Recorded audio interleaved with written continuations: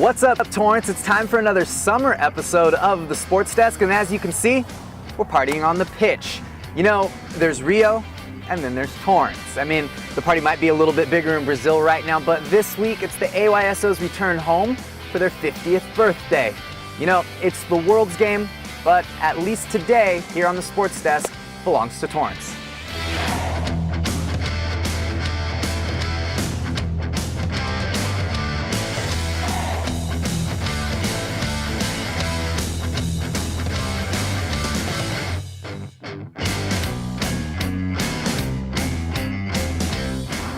Welcome to Torrance's brand new Toyota Sports Complex. 6 soccer fields built right in the heart of town just for this event, to welcome the future stars of the sport to the birthplace of AYSO soccer. Now, 20 years ago, these games were created to celebrate AYSO's 6 unique philosophies, and, well, why not come home for their big 50th anniversary? And if you're going to throw a big 50th birthday party, well, you might as well start off with a big bash.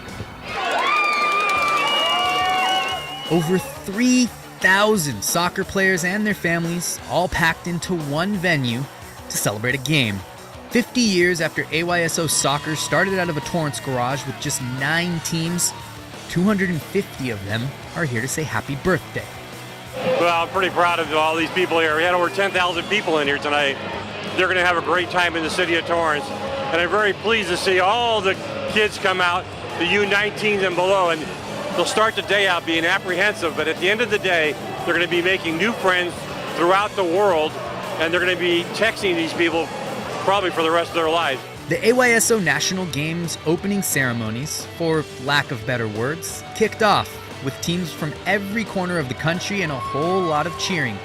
And the message of the non-profit organization's mission could never have been louder. I want the soccer players to, first of all, give a round of applause to the referees that are coming here to do this race. Soccer's close to my heart. I played as a kid, my husband played, I'm a soccer mom. And so to come out today and kind of inspire the parents that they need to be fit from the sidelines and lead by example, and all about community involvement, about inspiring each other to be the best that you can be. The last thing I want to ask you is, what is the one thing that you're looking forward to the most now that the games are on?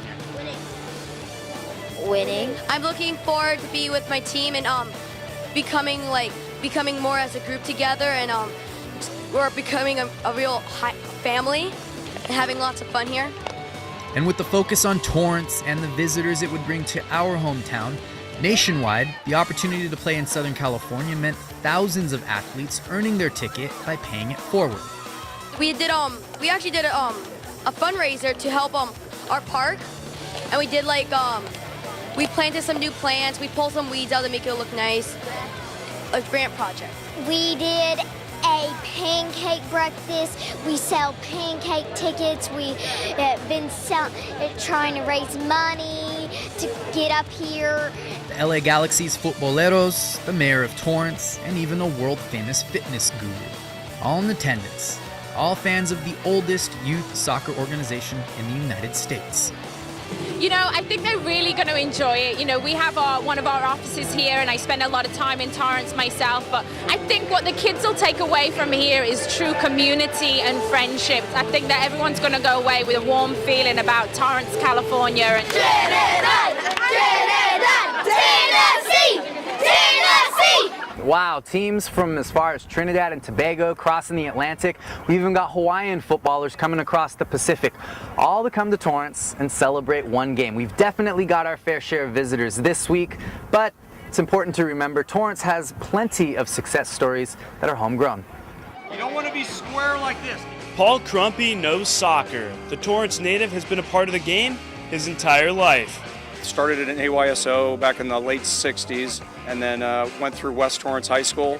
Then I went on to UCLA, won a national championship as a captain there in 1985. Moved on from there, played on the national team from 1986 to 1991, was on that 88 Olympic team and the 1990 World Cup team, and played professionally in Chicago. But once his playing career ended, Crumpy got his start into coaching.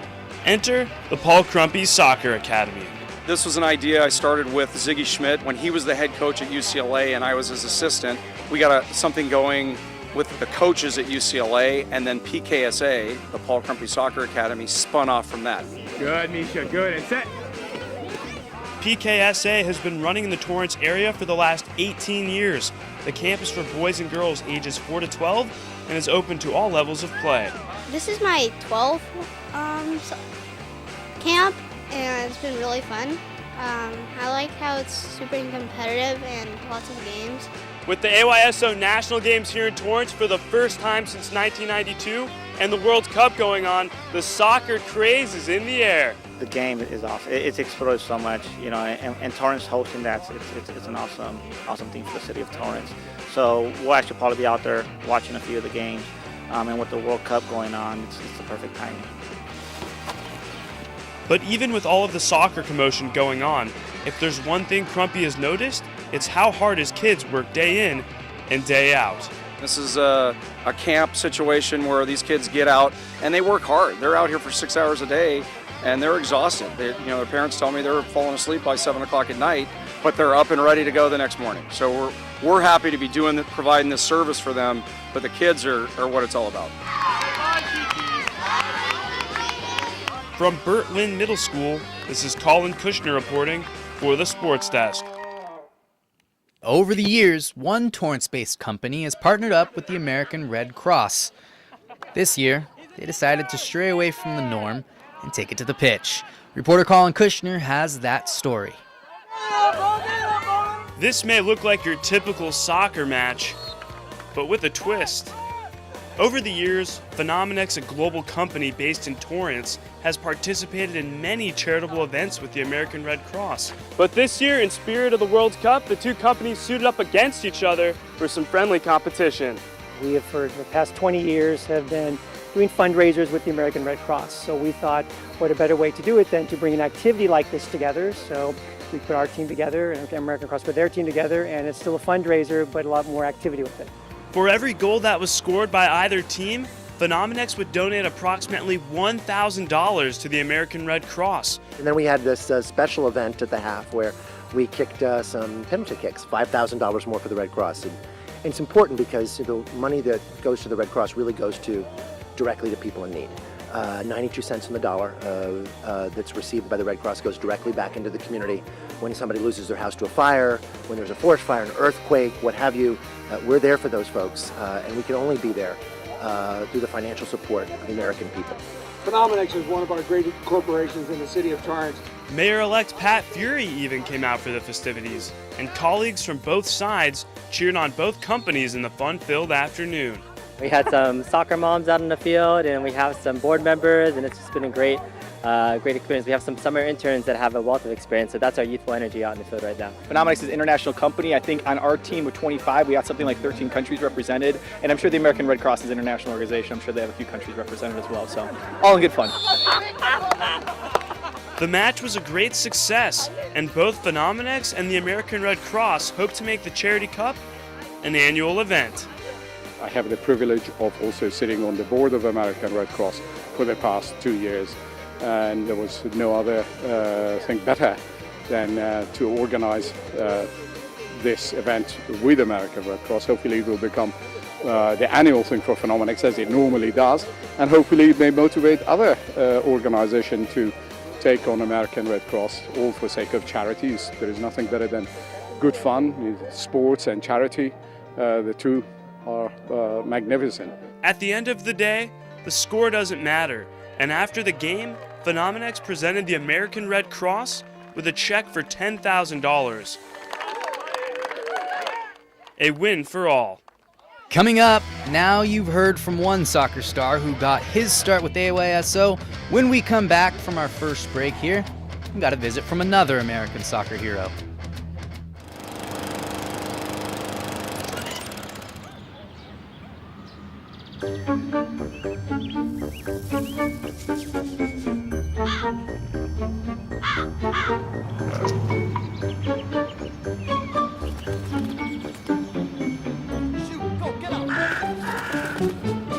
You'd do anything to take care of that spot on your lawn. So why not take care of that spot on your skin? If you're a man over 50, you're in the group most likely to develop skin cancer, including melanoma, the cancer that kills one person every hour. Check your skin for suspicious or changing spots and ask someone you trust to check areas you can't see. Early detection can put you in a better spot. Go to spotskincancer.org to find out what to look for. A message from the American Academy of Dermatology. Here's to the things that can keep us safe. Those we use all the time with hardly a thought. Those that are silently standing by to save our lives. And now, those that we carry with us everywhere we go. Many mobile devices will now bring you wireless emergency alerts, real-time information directly from local sources you know and trust. With the unique sound and vibration, you'll be in the know, wherever you are. Hi, welcome back to the Sports Desk. The AYSO is an organization built on 6 core philosophies, and one of those is the idea that the only qualification needed to be a part of the team is to bring in enthusiasm for the game. And in the history books of American soccer, there's probably one person, one moment that stands above the rest as bringing nothing but pure joy and passion for the game of soccer. In 1999, Brandi Chastain capped off a decade of women's American soccer by accomplishing for the second time what no men's national team has ever done, winning the World Cup. It was a victory for the sport's future in America, men and women. But for Chastain, it was simply the greatest moment of her life on the soccer field. The camaraderie that goes along with soccer for me is probably the greatest takeaway that I've been given. Winning the medals and the big tournaments is a lot of fun, but it's my teammates that still remain. So I just love that team concept, that camaraderie that you get when you're around other soccer players. Many of the athletes playing in this year's AYSO National Games weren't even born when Chastain scored that historical goal. But here in Torrance, with hundreds of families settling in for a week of soccer, she came to welcome them anyway. I love soccer, and I think AYSO is doing a great thing by bringing 250 teams here to participate and play and love the game, and I'm helping them celebrate 50 years of great soccer. Her contribution to the sport, already historic, but spreading a love for the game, a never-ending mission, just like the organization that brought her to Torrance in the first place. And who knows, maybe the next Brandi Chastain is already on the field, making their first soccer memories right here too. I think what's great is, whether they saw me play with the national team or not, the common ground is that we love soccer. Now, since I brought up AYSO's 6 philosophies and what sets them apart from everybody else, I think it's time we give you a look at what exactly they are. Check it out.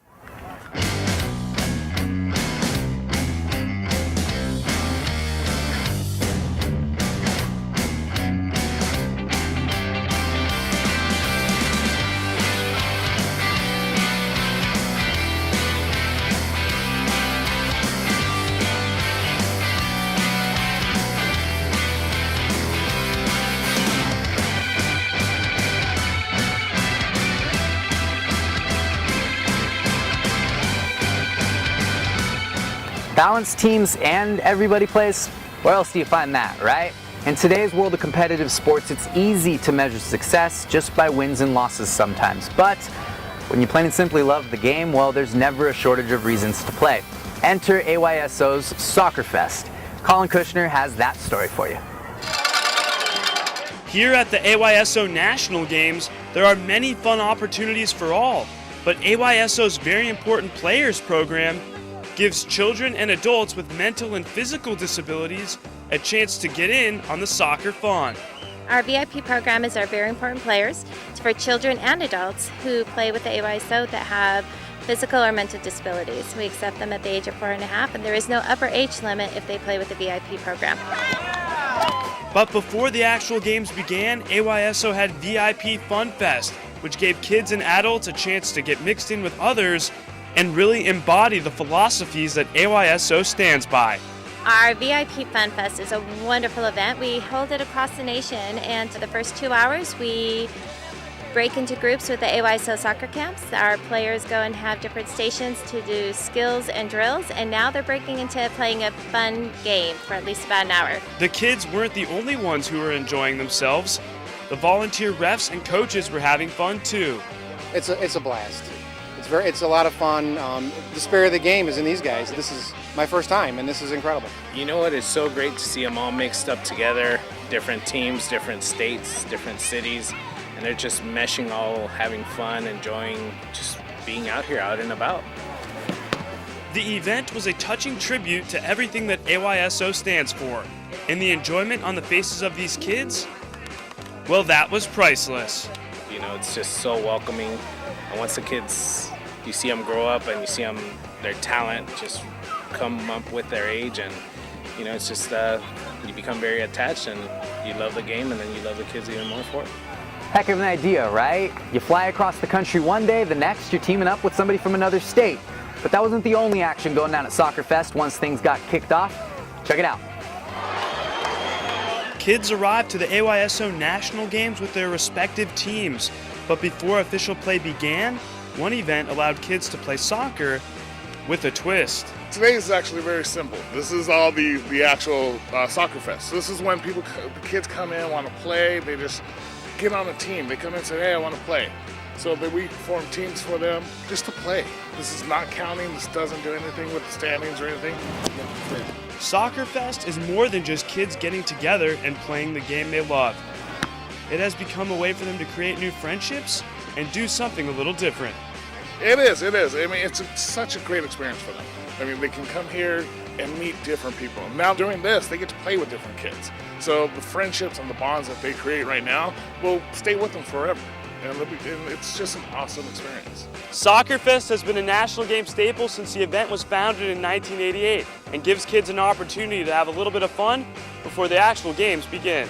Oh, it's amazing. It's like talking to people see how like they act and just their different styles of soccer. It's great. It's pretty cool because you play teams from like Florida, other places too. And we're local, so we're like nearby. Come here in like 5 minutes and play other teams you've never seen before. Well, we came here to play a tournament with the team, and this is a Fun Fest day. So we go with all the different teams around here and mix teams and have playing. And a lot of good players out here. It's a lot of fun to mix them up, and seeing them play with different people has been a lot of fun. No matter what the final score is, the purpose of Soccer Fest is a great way for all to embody the 6 philosophies that AYSO stands for. Coming up after the break, it happens once every 4 years, and it brings the entire world together on one field. Sounds a little familiar to what we're doing in the South Bay, huh? Okay, so we drowned the fire, stirred it, drowned it again, and now just feel if it's cold. Yeah. Cool.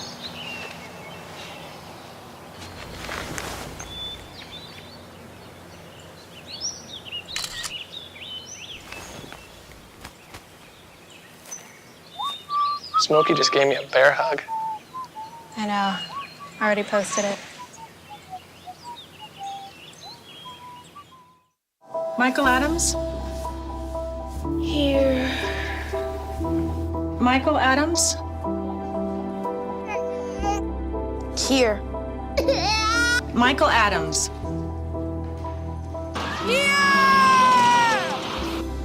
Michael Adams. Students who miss 18 days of school in any grade risk falling behind and not graduating. Absences add up. Keep track at boostattendance.org today. To Maddie, congrats on paying off all those student loans. Finally, right? How'd you manage that anyway? I started tracking my spending, changed a couple of habits. Wow, I'm kind of living paycheck to paycheck right now. I don't even know how I'm doing it. Well, have you tried saving a little? I want to, but where's that money gonna come from? Bill collectors, they're the worst. Am I right? When it comes to financial stability, don't get left behind. Not home. Get tools and tips for saving at feedthepig.org. Hi, welcome back to the Sports Desk. You know, we've been touring through Torrance, giving you all the action from the pitch here, all the while the entire world has converged on Brazil for this summer's World Cup. Soccer, or football, depending on where you live, is widely considered the world's game. That's exactly why over at the LA Galaxy Soccer Center, they're not just teaching kids how the game's played here, they're giving a little bit of flavor from this summer's host nation. What if I told you that right here in the South Bay, you could learn to play with the flair and passion of Brazilian soccer? Well, Challenger Sports provides kids with that exact opportunity with the Tetra Brazilian Soccer Academy. Tetra allows kids to experience the Brazilian style of play in a fun and friendly camp environment. This week itself, what we've got is we've got our professional Brazilian soccer coaches coming out to the area, and they're working on a lot more technical development, that kind of thing. We bring the happiness, we bring everything that we have in Brazil to this camp. We want to the kids have everything that the kids have in Brazil. So all the skills that the Brazilians get when was born, we try to take to him, to take to them here. So that's it. Kids are grouped by age, size, and ability so they can challenge themselves and learn how to play the Brazilian way. Camp is awesome. It's like the best. They're Brazilian, they're Brazilian. I can talk to them Portuguese. It's awesome. They're very fit, and they have a lot of skill. Like, they keep the ball really close to their feet, and when they shoot for accuracy and power, which is amazing. The difference between Tetra Brazilian soccer and U.S. methods aren't the ball that they use, but how they technically develop their players. I think the difference with the Brazilians, it's all touches on the ball, it's a lot of skill work, and the focus, I mean, I think I was reading an article the other day, not until 14 do results matter. They're not worried about results, it's all about technical and individual development. The Brazilian style of play doesn't just bring the technical aspect to the field, but also the passion for the game. We have the passion, we born with that passion, we want the ball all the time, we are hungry for having the ball. That's it, the passion, the skills, the moves, that's the point. And that passion of the Brazilian style of play is apparent and gives kids here a different take on the game that has grown so much. Thanks, Colin. So we've shown you how the game's played in other parts of the world, and just like any sport, there's also never a shortage of ways to celebrate.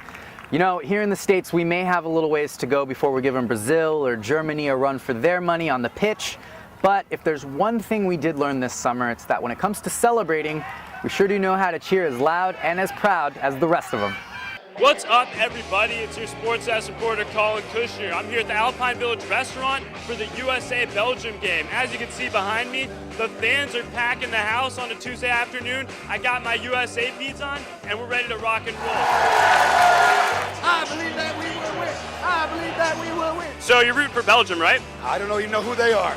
Who Belgium is? Come on, you didn't learn that in history class? Yes, I know who they are. And who are you rooting for? You look like you're rooting for Belgium, right? Yeah, I guess. And who are you rooting for? USA. USA? Oh, I couldn't tell. I believe that we will win. I believe that we will win. More than your USA, baby. Stomping grounds. I think your beads look fantastic. I'm glad that you're celebrating with us. All right, up top, buddy. Thanks again. What do you think about my beads? Do you think these look? Is it a good look? Pretty good. Can you give them to me? No, you're a Belgian fan. I can tell. So you can't have my beads.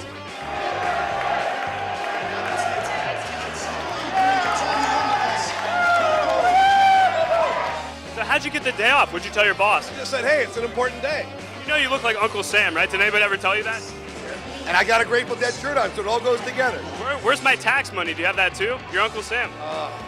I am, and unfortunately, none of it's coming back to you. All right, everybody, you heard it here from the Alpine Village. The fans were rocking the entire day. Even though the U.S. fell, I'm still rocking my necklace, and I got a nice handy flag by one of the fans here. So, Juan, I'll send it back to you. Well, slowly but surely, the fans are filing out behind me, and I think that's time we wrap it up, too. It's been a fun one, Torrance. We'll see you next week.